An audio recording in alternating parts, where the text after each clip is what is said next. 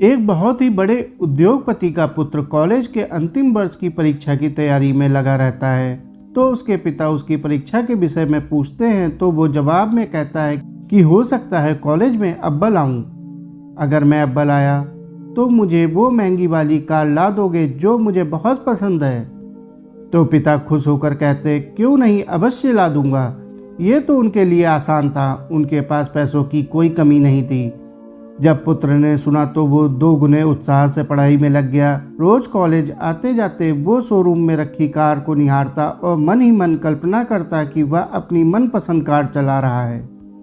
दिन बीतते गए और परीक्षा खत्म हुई। परिणाम आया तो कॉलेज में अव्वल आया। उसने कॉलेज से ही पिता को फ़ोन लगाकर बताया कि उसका इनाम कार तैयार रखे, मैं घर आ रहा हूँ। घर आते आते वो ख्यालों में गाड़ी को घर के आंगन में खड़ा देख रहा था। जैसे ही घर पहुंचा उसे वहां कोई कार नहीं दिखी। वो बुझे मन से पिता के कमरे में दाखिल हुआ। उसे देखते ही पिता ने गले लगाकर बधाई दी। उसके हाथ में कागज में लिपटी एक वस्तु थमाई और कहा, यह लो तुम्हारा गिफ्ट। पुत्र ने बहुत ही अनमने दिल से गिफ्ट हाथ में लिया और अपने कमरे में चला गया। मन ही मन पिता को कोसते हुए उसने कागज खोल कर देखा तो उसमें सोने के कवर में रामायण दिखी। ये देखकर अपने पिता पर बहुत गुस्सा आया, लेकिन उसने अपने गुस्से को संयमित कर एक चिट्ठी अपने पिता के नाम लिखी कि पिताजी, आपने मेरी कार गिफ्ट न देकर ये रामायण दी, शायद इसके पीछे आपका कोई अच्छा राज छिपा है। लेकिन मैं यह घर छोड़कर जा रहा हूँ और तब तक वापस नहीं आऊँगा जब तक मैं बहुत पैसा न कमा लूँ। और चिट्ठी रामायण के साथ पिता के कमरे में रखकर घर छोड़कर चला गया। समय बीतता गया। पुत्र होशियार था, होनहार था, जल्द ही बहुत धनवान बन गया। शादी की और शान से अपना जीवन जीने लगा। कभी कभी उसे अपने पिता की याद आ जाती तो उसकी चाहत पर पिता से गिफ्ट न पाने की खीज हावी हो जाती। वो सोचता, माँ के जाने के बाद मेरे सिवा उनका कौन था। इतना पैसा रहने के बाद भी मेरी छोटी सी भी इच्छा पूरी नहीं की। यह सोचकर वो पिता से मिलने से कतराता था।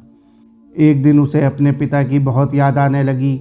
उसने सोचा, क्या छोटी सी बात को लेकर अपने पिता से नाराज हुआ, अच्छा नहीं हुआ। ये सोचकर उसने पिता को फ़ोन लगाया। बहुत दिनों बाद पिता से बात कर रहा हूँ, ये सोचकर धड़कते दिल से रिसीवर थामे खड़ा था। तभी सामने से पिता के नौकर ने फ़ोन उठाया और उसे बताया कि मालिक तो 10 दिन पहले स्वर्ग सिधार गए और अंत तक तुम्हें याद करते रहे और रोते हुए चल बसे। जाते जाते कह गए कि मेरे बेटे का फ़ोन आया तो उसे कहना कि आकर अपना व्यवसाय संभाल ले। तुम्हारा कोई पता नहीं होने से तुम्हें सूचना नहीं दे पाए। यह जानकर पुत्र को गहरा दुख हुआ और दुखी मन से अपने पिता के घर रवाना हुआ।